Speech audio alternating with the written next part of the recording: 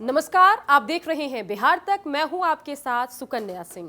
आज से 1.5 महीने पहले यानी कि 23 अगस्त 2021 को तेजस्वी यादव, नीतीश कुमार के साथ साथ 11 नेताओं का प्रतिनिधिमंडल पहुंचता है प्रधानमंत्री नरेंद्र मोदी से मुलाकात करने और जातीय आधारित जनगणना करवाने की मांग करने। मुलाकात के बाद हंसते मुस्कुराते नीतीश कुमार कहते हैं कि पीएम ने आश्वासन दिया है, आपकी मांग पर हम विचार करेंगे। उसके बाद मामला ठंडा पड़ जाता है। नीतीश कुमार और तेजस्वी की हाथ पकड़े तस्वीरें वायरल हो जाती हैं और लोगों का ध्यान जाति आधारित जनगणना से हटता चला जाता है। लेकिन इन सब के बीच केंद्र सरकार ने महाराष्ट्र सरकार की एक याचिका पर जब दलील दी तो साफ हो गया कि केंद्र सरकार जाति आधारित जनगणना करवाने के मूड में नहीं है। और इस दलील के बाद बिहार में हलचल तेज है। चलिए आपको बताते हैं पूरा मामला क्या है। सुप्रीम कोर्ट में महाराष्ट्र सरकार की ओर से याचिका दायर की गई, जिसमें मांग की गई कि केंद्र और संबंधित अथॉरिटी को निर्देश दिया जाए कि वह राज्य को SECC यानी कि सामाजिक आर्थिक जाति जनगणना 2011 में दर्ज OBC के जातीय आंकड़ों की जानकारी मुहैया कराए। याचिका में राज्य सरकार ने कहा कि उन्होंने बार बार इसके लिए गुहार लगाई, लेकिन उन्हें जानकारी नहीं दी गई। इस याचिका पर सरकार की तरफ से जब दलील आई तो साफ हो गया कि केंद्र सरकार जाति आधारित जनगणना के पक्ष में नहीं है। सुप्रीम कोर्ट में केंद्र सरकार ने दलील दी, जिसके बाद साफ हो गया कि केंद्र सरकार जाति आधारित जनगणना नहीं कराएगी। और उसके लिए केंद्र सरकार ने दलील ये दी कि ये जो काम है वो टेक्निकली बहुत बोझिल और परेशान करने वाला है, मुश्किल काम है। साथ ही जाति आधारित जनगणना नहीं कराना सरकार का नीतिगत फैसला है, इसलिए केंद्र सरकार जाति आधारित जनगणना नहीं कराएगी। जैसे ही केंद्र सरकार की ये दलील सार्वजनिक हुई, उसके बाद नेताओं के बयान आने शुरू हो गए। जरा सुनते हैं। हमने अखबार के माध्यम से हमने देखा कि भाई महाराष्ट्र की मांग पे जो है सुप्रीम कोर्ट में केंद्र सरकार ने एफिडेविट जारी किया है और उसमें ये साफ तौर पे कहा है कि भाई उनका कॉन्शियस डिसीजन है, हम जो है कास्ट सेंसस नहीं होने देंगे। तो बिहार विधानसभा ने भी 2 बारी पारित किया जिसमें बीजेपी इंक्लूडेड थी, तो हम लोगों का कॉन्शियस डिसीजन नहीं था, केवल जो है बीजेपी का ही कॉन्शियस से होगा। जो 80-90% जो मानते हैं कि होना चाहिए, उनके कॉन्शियस का क्या। तो ये तो पूरी तरीके से जो है RSS और बीजेपी तो चाहती ही नहीं। लेकिन हम लोग इस उम्मीद में थे, हम लोग गए भी थे प्रधानमंत्री से मिलने, मुख्यमंत्री जी के साथ, कि भाई नहीं, ये जो है ये नेशनल इंटरेस्ट में है, ये देश हित में है।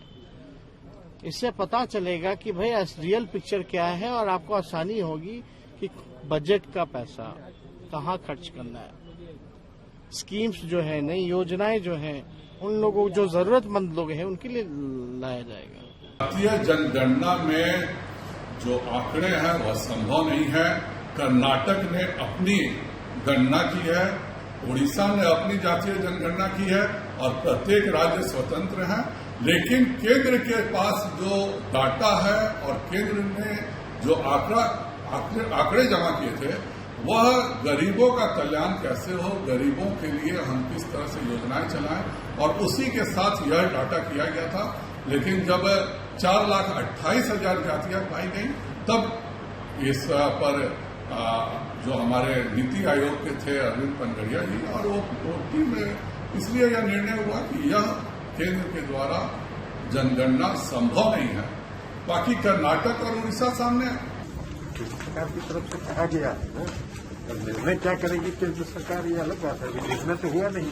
हम लोग यही अपेक्षा करते हैं कि जो भावना लेकर के ऑल पार्टी डेलीगेशन गया मुख्यमंत्री जी के नेतृत्व में, उस भावना का ख्याल करते हुए जरूर कुछ न कुछ पॉजिटिव रिस्पांस आएगा। बिल्कुल उम्मीद है, बिल्कुल उम्मीद है। ये भावना जो है सिर्फ कोई एक पार्टी की नहीं, सारे पार्टियों की रही, तभी ऑल पार्टी डेलीगेशन यहाँ से गया। और आपको पता ही है कि भाई दोनों हाउस में ये रिजोल्यूशन पास हुआ था कास्ट सेंसस को लेकर। बता दें कि हर 10 साल पर जनगणना होती है, जिसमें SC/ST के साथ साथ धर्म के आधार पर जनगणना तो होती है, लेकिन OBC श्रेणी की गणना सरकार करने से बचती है। 2011 में ये गणना तो की गई, लेकिन उन आंकड़ों को सार्वजनिक नहीं किया गया। कहा गया कि इसमें बहुत गलतियां हैं, इसको हम सार्वजनिक नहीं कर सकते हैं। बता दें कि SC/ST श्रेणी की गणना इसलिए होती है क्योंकि लोकसभा के साथ साथ विधानसभा में